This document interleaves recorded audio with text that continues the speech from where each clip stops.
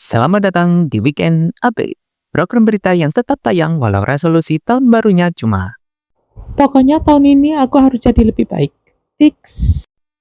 Lalu besoknya, lupa. Ah.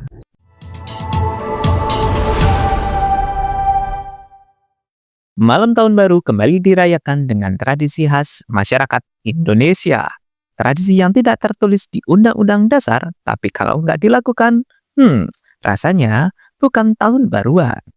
Pertama-tama, ada tradisi bakar-bakaran, ritual nasional yang seperti biasa, rakyat Indonesia melakukan dan menyambut tahun baru dengan ritual sakral bernama bakar-bakaran.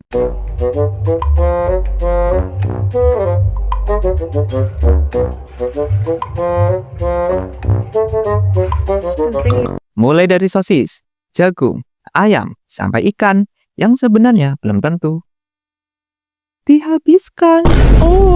Dan seperti halnya sebuah tradisi yang turun-menurun, selalu akan dilaksanakan oleh masyarakat Indonesia dalam menyambut tahun baru. Entah apa makna filosofis dari bakar-bakaran itu sendiri. Namun, sebagian netizen ada yang menyimpulkan bahwa bakar-bakaran itu sama saja dengan membakar kenangan buruk di masa yang sudah lewat. Kenangan buruk bersamanya kita bakar di masa lalu dan kita siap menyambut tahun baru dengan semangat yang baru. Wow! Aku siap, aku siap, aku siap, aku siap, aku siap, aku siap. Sementara itu, euforia perayaan tahun baru kali ini agak sedikit berbeda seperti tahun-tahun berikutnya. Dikarenakan ada himbauan dari pemerintah yang menyarankan untuk tidak menyalakan kembang api di berbagai daerah. Mengingat di akhir-akhir tahun ini, Indonesia sedang dilanda musibah yang cukup memprihatinkan. Sebagai aksi solidaritas, dihimbau masyarakat untuk tidak merayakan tahun baru dengan menyalakan kembang api. Namun, namanya masyarakat Indonesia yang selalu kreatif, tidak ada kembang api, tapi mereka punya inisiatif. Kalaupun tidak ada kembang api yang meriah, setidaknya ada petasan kecil yang membuat sumringah. Uy, magpakutok. Excited yata itong mag-New Year. Yun o. Uy, nakapasok sa loob ng kotse niya.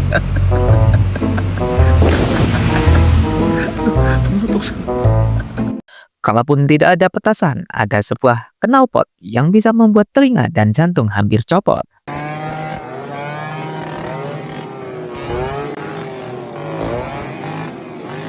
Apapun itu, mulai dari bakar-bakaran sampai menyalakan petasan, yang penting adalah kebersamaan. Tumben bener. Dan masih tetap seperti tahun-tahun sebelumnya yang menghadirkan ikon nasional lainnya, kemacetan. Ribuan orang turun ke jalan tanpa tahu mau kemana. Yang penting ikut macet. Ngene sik kurangi kecepatan piye? Ora mlaku blas. Ora mlaku blas, macet. Kok iso omong kurangi kecepatan? Blas ora mlaku. Karena bagi sebagian orang Indonesia, tahun baru itu bukan tentang tujuan mau kemana, tapi tentang terjebak bersama. Dan anehnya, semua orang heran kenapa macet. Padahal mereka juga penyebabnya. Dan di segmen terakhir pemirsa, seperti tahun-tahun berikutnya, pada tanggal 1 Januari, seperti biasa, penjualan nanas muda laris manis seperti biasanya.